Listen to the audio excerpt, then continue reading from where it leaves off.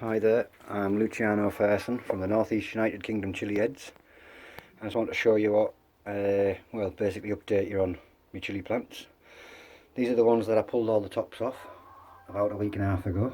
Might be less, might be about a week ago. I've been getting pods off these now, quite a few. There's other ones ripening down here now.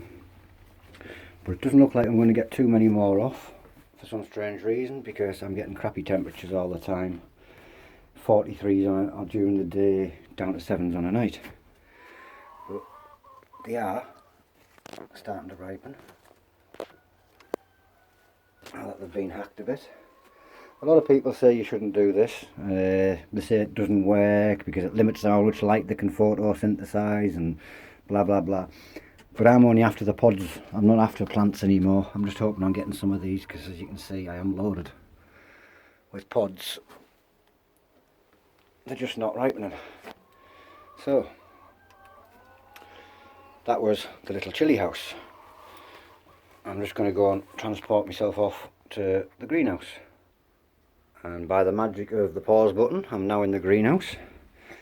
These are the plants that weren't doing too well at the beginning of the year, and now they're doing brilliantly, but it's far too late to get anything off them.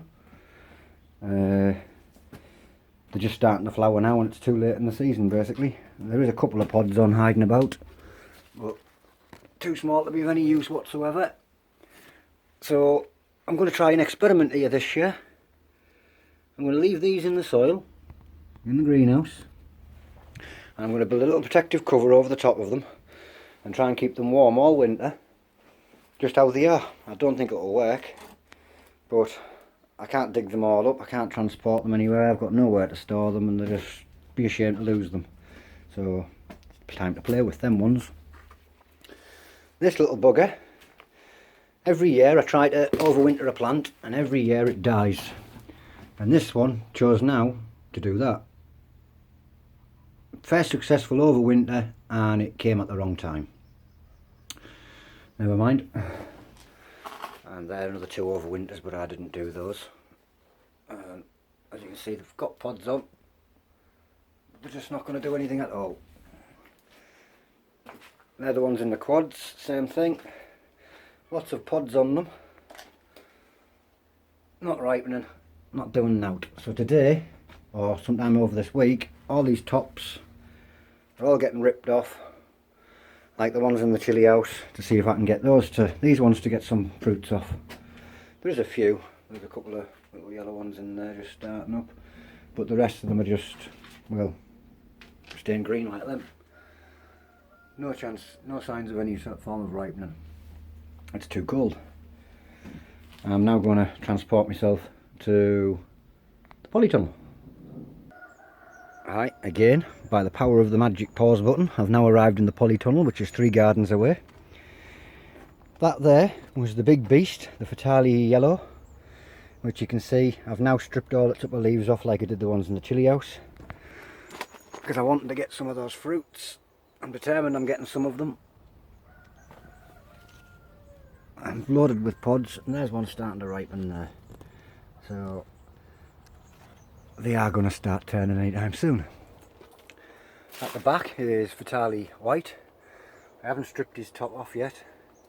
Reason being, I basically can't get in there. I'm lucky if I can get into the top of the reservoir up in the self-watering pot. But never mind.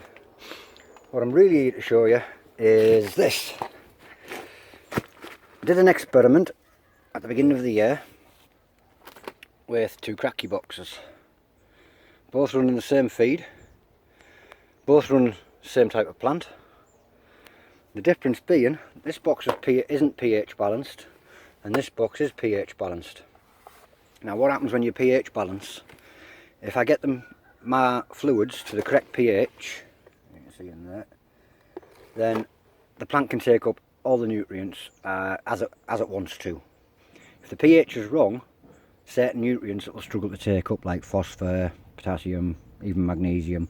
If that pH range is wrong, it won't have access to all the nutrients that it really wants. So strange things happen. This is the pH balanced one.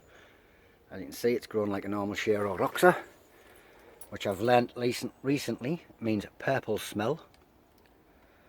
And that one there is a prime example of a Cheirodoxa. Then, over here, in the one that isn't pH balanced, something went a little bit pear-shaped, and this one bolted and went right the way up there, and it's now 5'3", 5'4" maybe. That goes all the way up there, and big long spindly arms, which makes it difficult to control. And you can see that one went all the way over there. Yeah, it's still full of fruit, but I've ended up with this big massive plant. You can see where I've had to snap some off previously because it kept getting too big too quick. So yeah, the importance of pH balancing. If you want your plants to look right and only occupy the right amount of space as what you were intending, pH balance. If you're not too bothered, but it could go the opposite way. If your pH is too low, other nutrients would be available, which means that plant could have been completely stunted instead and pretty unwell. Luckily it didn't, it did that, so I still did get fruits. There's some of them ripening in there now. But anyway, that's them. Thank you for listening to me. I know I prattle on a lot, but please find us on Facebook and pop in and join us. Come in for a chat. Click like on this video or subscribe to the channel preferably. And I'll say goodbye.